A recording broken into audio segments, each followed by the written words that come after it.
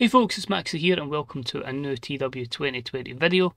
You join us today for our tribute show to the retiring Kana, of course called Thank You Kana-chan. This is our fourth kind of version of these shows. We've had the Legends of the Sky, which was our last one quite recently, when we obviously said goodbye to the likes of Rey Mysterio and Jeff Hardy. The Phenomenal one, where it was the retirement of AJ Styles, and the Mission of Justice, which was the retirement show for Sting. And quite conveniently, three of those shows have all been at the same kind of period of time. It's weird getting to that position where modern day wrestlers are retiring, but I suppose once we get further and further into the saving, it's like people that are in their prime just now. That's when it'll really kick in. Like, I think I'm going to get somebody like Bryan Danielson, which I don't think will be that long off, maybe only 3 or 4 years away.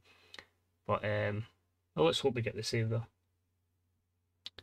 So, hope you enjoy it. I say, obviously, I've decided to put the women as the main event because I just feel like it is a fitting occasion. Kana's been fantastic for us, so really gutted I'm not going to get to use her much, but going forward. But she's been so good for us, and it's a really, really big match-up with a lot of talented women in it. But some stuff will set up for All Out, and yeah, there's a few wee twists and turns along the way. So sit back, relax, and enjoy. AEW, thank you, Kana-chan. And I decided to start off in a big way.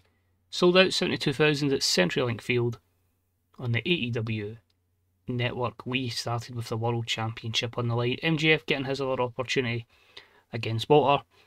This has been built up for weeks and weeks after their previous match months ago. And the run continues for the ring general as an exceptional matchup saw Walter defeat MJF in 27-20 by submission following a rear-naked choke after MJF was distracted by Eddie Kingston. Walter makes the 13th defence of the AEW World title, and the guys produce a 90-rated opener. So basically, MJF's been bitching and moaning for weeks and weeks. He's like, he deserves his other opportunity, he deserves to be champion, he deserves this and that.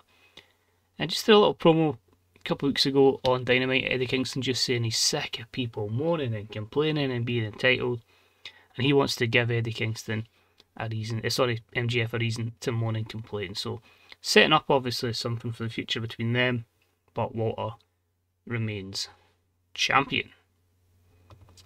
However, it's been a 27-minute matchup. It's a brutal one, and he is beaten down and taken out by the Spanish God, returning to the main event scene, Sammy Guevara, who basically just dismantles a fallen Walter and stands above him with the World Championship afloat. Of course, Guevara has won everything, I think, by the tag titles in this save.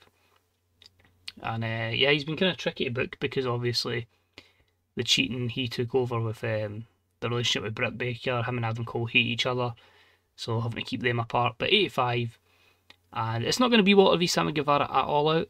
It is going to be a multi-man. But these are just two of the people that will be involved. Those people will be built up over the next couple of weeks, and we'll find that out at All Out.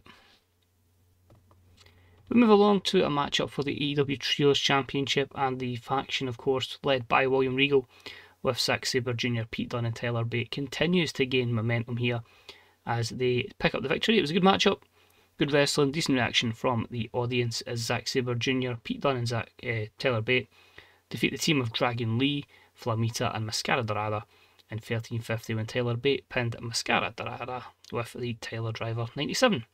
Second title defence there, you can see some pretty good performances from the heels. It's really a case of, right, let's cool, it's 2026 now, we need to be taking the likes of Dunne and Bate to the next level. Zack Sabre Jr. I think's kind of limited in terms of his popularity and the fact he's just about to hit 40, maybe against him. But 81, pretty solid trios match with, of course, contrasting styles. Next up, we're a bit of upset here in the 0X Championship division. It is another reign for Ricochet, as in a superb matchup. He defeated El Hijo del Vikingo in 15:06 with a 6:30 splash. No champ alert, 81 overall due to the lack of psychology being a heavy penalty. I've absolutely booked Vikingo as dominant to settle, great run as champion. But I feel it's time he needs to drop that and he needs to go further up the card. So Ricochet is someone I know I can put into that division, and he'll have banger after banger, and Vikingo can look further afield up the card. So good win there, and an 81 rated match, new champ. Ricochet. Speaking of champs that have finally had an opportunity to produce their best work on pay-per-view, and that is Carmelo Casanova, finally over his injury. He defended his All-Atlantic Championship against Mike Bailey, and it was a good wrestling matchup here. Decent reaction from the crowd as Carmelo Casanova defeats Speedball in 11:46 with a Fedora Frog Splash. 7th defense of the belt as we continue to gain its prestige. And yeah, he's getting better at his gimmick, and overall a pretty solid upper mid match. After the matchup, we get a few words for him. He just says that's him over his injury. You're about to see how damn good he is, because he is him. Moving further afield, we have a matchup here that had Hangman taking on Barbaro Cavanaro, and it was a good wrestling matchup here, with decent wrestling as Hangman defeats Barbaro Cavanaro in 13-16 with the Buckshot Lariat. And this was a 71. Pretty simple matchup. Shame they didn't click in terms of styles, but it was really just to give Hangman a match on the event and to get his momentum in a positive light. 71 overall.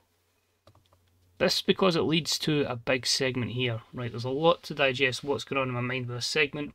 So Hangman's obviously in the ring, he's picked up the victory, and out comes Cody Rhodes. Cody Rhodes has been missing for 2 months now, ever since the attack, and he says, Hangman, I'm not going to lay a hand on you just now, but I know it absolutely was you that took me out. It was not the Elite, it was you. So it's you that has a problem with me. The problem I have as well, though, is I've got this matchup that is scheduled with CM Punk for All Out. Loser leaves AEW matchup. If I need to take on both these in 2 separate matches, I'll make it happen. This eventually leads to Punk coming out, and Punk just says, let's just make it the easy answer. We'll have a triple threat match at All Out. It's going to be Cody Rhodes versus Hangman versus CM Punk. The loser of the pinfall is gone from AEW. The winner of the match is the new #1 contender. And we end this for good. So 100 rated segment. And yeah, just tied up a few loose ends. I probably should have just let Punk go earlier, but I've got a few things I want to do with Cody going forward. So as I say, we could have him because the matchup in the triple threat. We could have CM Punk magically throw Cody Rhodes out for 6 months. We could have Hangman take a hiatus. I'm really intrigued to see how I go down with this. So good stuff to look forward to All Out. I do feel Punk might make the match a bit sketchy, but we'll see. After this, we then have a backstage confrontation as MJF bumps into Eddie Kingston, and it just says, basically, talking about Eddie's jealousy, how Eddie is nothing, and you know what it says, if he just basically freaks out, wants to get his hands on him, and Eddie Kingston just says, I'm sick and tired of your shit. MJF, All Out, I want to beat the hell out of you, because security's getting in the way and preventing them from just now. So 83 stuff there, as we get ready about Kingston versus MJF. Tag Team Championships are only in a rematch from what we've had before, but I kind of want to keep a few tag teams away for the Briscoes just now. So Top Flight get the opportunity here. And I'll just say as well, best of luck in your recovery, Dante, because that was a really, really bad injury. Supercard of Honor. But anyway, decent matchup. The Briscoes defeat Top Flight in 12:05, with Jay Briscoe pinning Darius with the J Driller, and the Briscoes make the 5th defense of the AEW World Tag Titles. Pretty solid stuff here, a 78. I just need to start getting them more over, because Top Flight are only 57 and 53 for in-ring performances, so I really need to pull the trigger on them, and I think we'll maybe do that post All Out. But then we have a turn, and then we have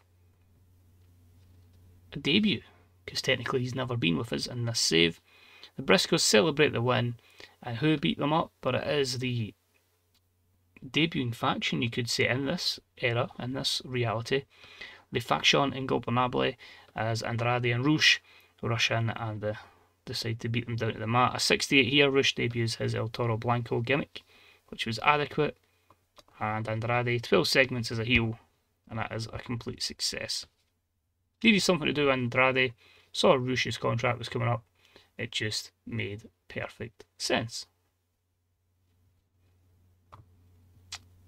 And then backstage, Rush and Andrade have a little confrontation, and Kevin Steen and El Generico are just like, what he's doing?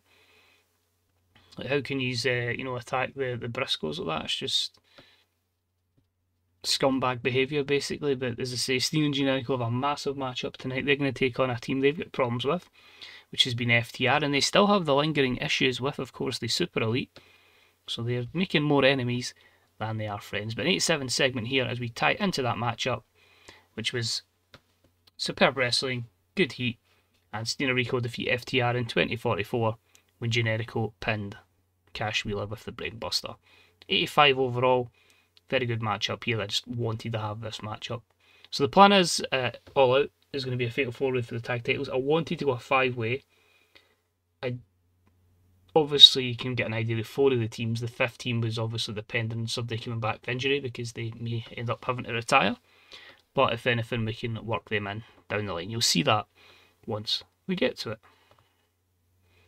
We had the matchup for the Shine Championship. Of course, Bea Priestley has aligned herself with Jamie Hayter, and she obviously attacked Statlander before. But it is a decent matchup as Statlander defeats Bea Priestley in 10-16 with the Area 451 as she begins the defence of this Shine Championship. She starts the reign off with the win and a 68 result for her.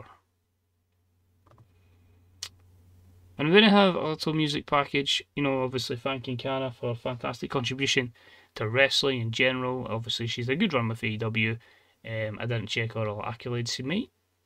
She was definitely a mixed tag team champion. I don't know if I give her any other belts, but she certainly had, as I say, a great time of putting people over, bringing good matches. And as I say, it's certainly going to be a big loss to the women's division. And that's not how you want to go out. Yikes. 85 rated matchup is very, very good, so I'm intrigued to see how that would have been without the injury. We could have maybe saw a 90. But and about that, superb wrestling and good heat as Mayu Iwatani defeats Kari Hojo, Kana, Mayu Yamashita, Io Shirai and Mercedes Moné in 21-44 when Mayu pinned Kana with a diving double foot stomp. It's her 17th defence of the AEW Women's World title. As I say, that championship just continues to gather prestige. Kana, on her final matchup, has suffered a severe concussion, sadly. So that took her out of action for a year. I'd hate that to happen in real life, somebody's final matchup. But Maya comes out of it looking good. And I am going to have to change my last segment. So that's the first time I have to do this in a while. Because the last segment, Christian says we'll have to rebook it. Everyone celebrates after it, so we'll quickly do this on the fly. It was meant to be a celebration of 3v3v3. We'll quickly do this while we're here. Post-match celebration. Tag 2v2.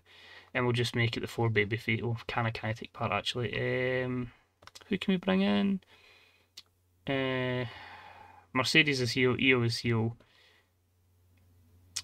We'll just make it that then. And we'll take that and we'll make that Mayu. There we go. So Yamashita, Kairi and Itani just to celebrate the career of Kana. And that finishes with 84. So really sad that happened at the end. She couldn't get a proper send off. But the show itself does a 94. Which I'm pretty happy with. To say as a lot of stuff was kind of building towards what you're going to get it all out. I'm really intrigued to know who I'm going to put with Iwatani at the moment. I don't have that booked in my head. But great career for Kana. And it's going to be gotten. She pretty much retires the next day as well. Which is really sad that she's got that injury. But lots of good stuff to look forward to going into All Out. So we can already confirm Iwatani v Sunday. Walter versus Sammy versus such and such. We're going to see Cody versus Hangman versus CM Punk, #1 contender, or removed from AEW. Eddie Kingston versus MJF. We're going to see that potential fatal 4-way tag match for the tag titles.